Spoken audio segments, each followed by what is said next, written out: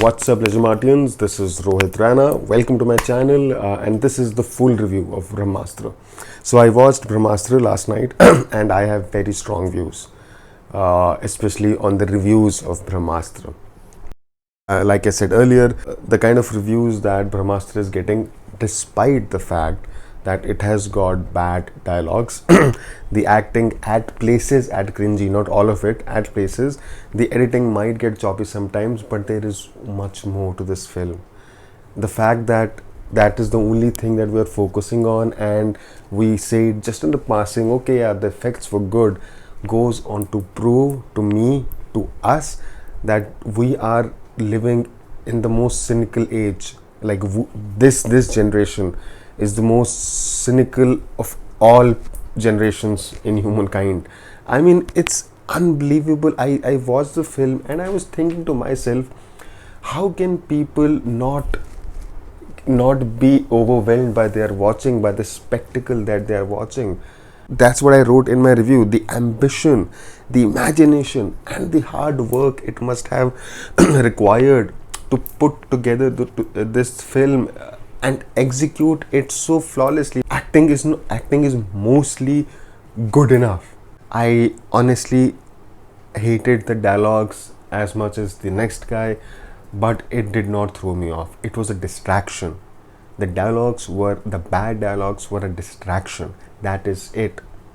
They did not ruin my experience. They were bad distraction. That is all they were. But that's not what this film is about. Did you even notice the scale at which this film is made, and how well it is executed? It's not just that the director, the makers thought, okay, let's make a widely inventive film, a spectacle of epic proportions, but the delivery is poor, because we have seen that with umpteen number of films, especially in Hindi cinema. But I don't know, I just feel that dismissing this film as a bad film is just a very cynic thing to do. The 3D of the film, I don't remember if I have seen such a good 3D. You can dismiss it as a tech thing. It is not.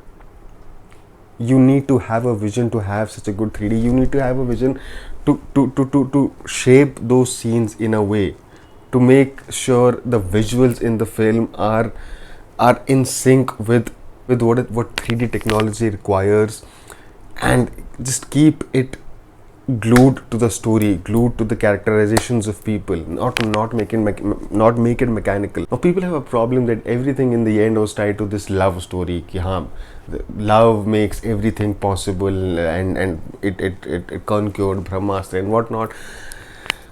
That may seem oversimplification to some, but this is the story the directors wanted to tell.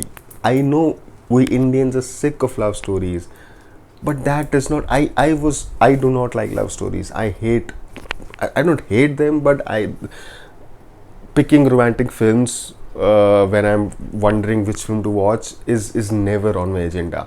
But I was totally invested in this love story right from the beginning, and I did not mind the climax either.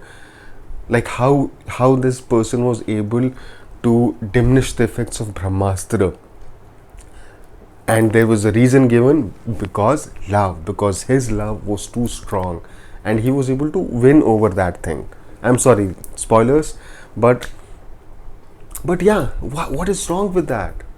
This is a fantasy film. Like, what did you expect? Something more realistic? I thought it was very engaging. I was engaged throughout the film, despite the fact that I was getting thrown off every once in a while by the dialogue and by how they were spoon feeding the audience. There were moments that were embarrassingly bad.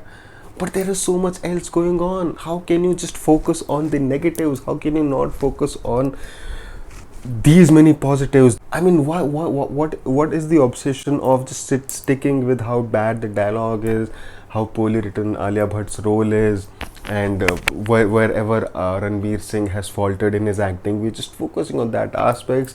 Some people are cribbing about Amitabh Bachchan's performance. What was bad about his performance? I thought he was pitch perfect. It's not one of those thespianatic performances. He did not have to stretch his acting muscles, but that is the role. That's what we signed up for. We did not expect some Diwar or Black or some Anurag Kashyap, Ram Gopal Verma type of acting.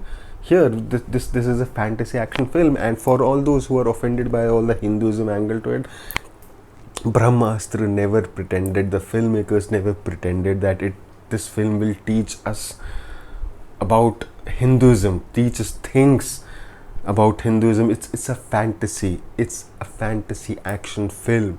It has its roots in Hinduism, but nobody ever pretended that this will open our eyes to Hinduism. These are some mythologies. I mean, why does it have to be? It's a fantasy film. Why does it have to be an education on Hinduism? I don't get it. I don't get why people are offended by that. Right wing, and then there is left wing. There are actual people in the left wing. There is this critic called Rahul Desai, film companion. He said there is saffronization in the film, which I am okay with, but there is saffronization in the film, which is what he wrote in the film. It's like, what? Saffronization? Do you even know the subject of the film? What did you expect? I don't get it. What did you have in mind? This film has been, the teasers, there have been talks about this film from over 100 days now. Did you not expect that part of the Hindu religion in it? Saffronization? Did you want Jesus to walk on water in this film? What is wrong with you, man? What the fuck is wrong with you? Again, for me, it was a spectacle that does not come often. It was once in a lifetime spectacle in the context of Hindi cinema, because this is too big of a film for you to just keep cribbing about the dialogue. There is so much happening in this film. There is such an ambition. This is such a spectacle. I am amazed by the fact that, one, there is this huge vision of Ayan Mukherji, of whosoever is involved, but then they could execute it so magnificently, and everybody else is only focused on the negatives. This is first of its kind film. I have never seen a film like that, at least in Hindi cinema. There are going to be negatives with every film. Let's get over ourselves, right? Let's be less cynic. I'm pretty sure if this film released in 2005, the same film, the same execution, people would have been mind boggled. It would have broken all records, not just box office, the kind of reviews it would have gotten. But it's not because our tastes have gone down, our tastes have improved, or our taste in 2005 was poorer. It's just that we have become so much more cynic, so much more bitter today. And this is not a political statement. There are different reasons for us. To begin with, cynicism is so cool. It has always been cool, but in 2022 it's cooler than ever before, and I'm just sick of it. I mean, please watch this film for what it is. Do not just get hung up on the bad dialogues, and just enjoy this movie, man. It's pure joy from start to end. There are negative aspects, but then the whole product is pure spectacle and joy.